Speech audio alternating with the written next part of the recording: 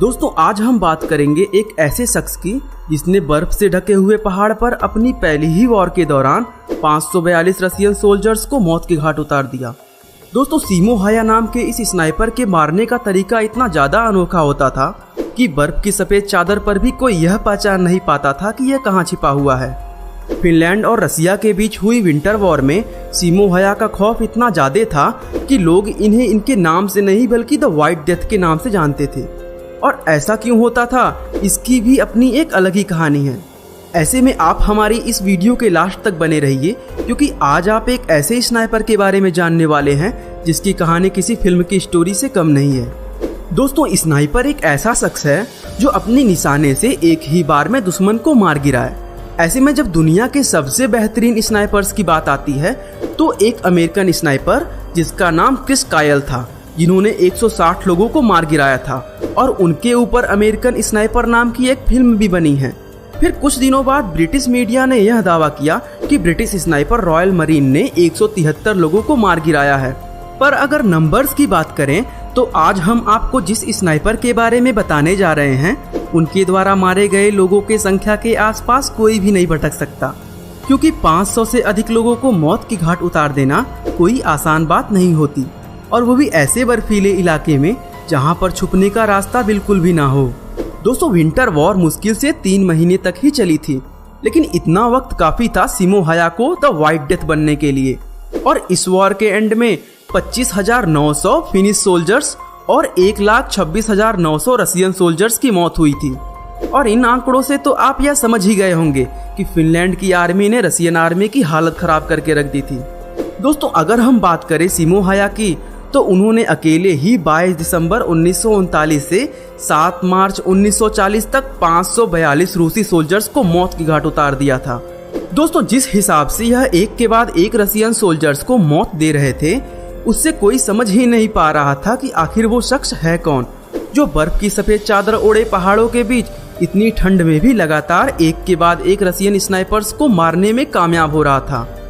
यूँ तो सीमो के बारे में किसी को कुछ भी नहीं पता था, लेकिन इस बात की खबर सबको लग गई थी कि कोई तो है जो सर पर कफन बांधकर रशियन सेना का खात्मा करने निकला है। और उसी समय अखबारों में भी उनका जिक्र होने लगा। लोग उनका असली नाम नहीं जानते थे, इसी वजह से उन्हें द व्हाइट डेथ के नाम से जाना जाने लगा। इतनी जाबाज निशानेबाजी और देश के लिए कुछ भी कर गुजरने का जुनून देखकर कोई भी धोखा खा जाएगा कि इनका जन्म तो एक सैनिक परिवार में ही हुआ होगा। लेकिन दोस्तों ऐसा नहीं था।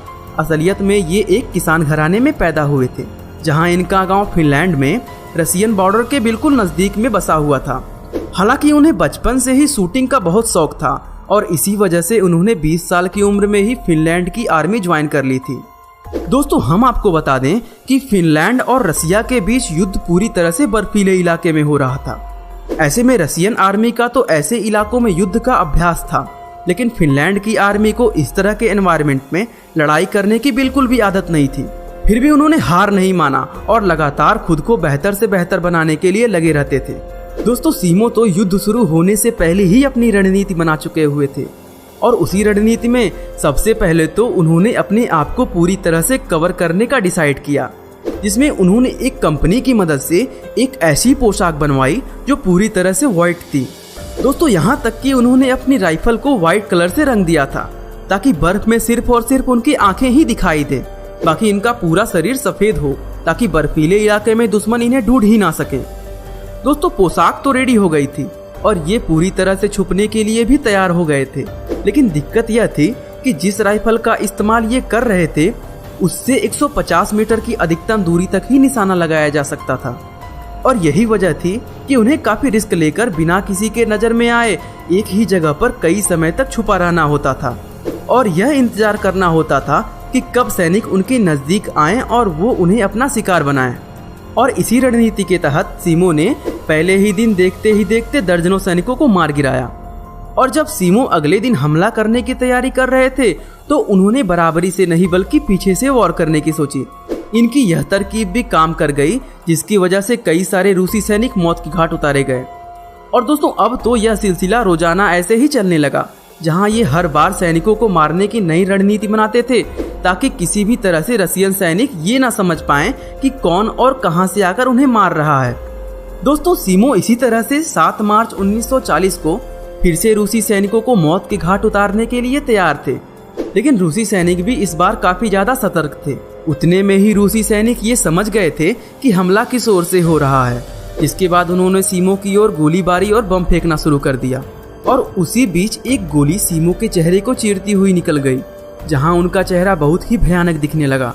हालांकि बाद में कई सारी सर्जरी भी हुई, लेकिन चेहरा इतना ज्यादा खराब हो चुका था कि वापस पहले जैसा ना हो सका।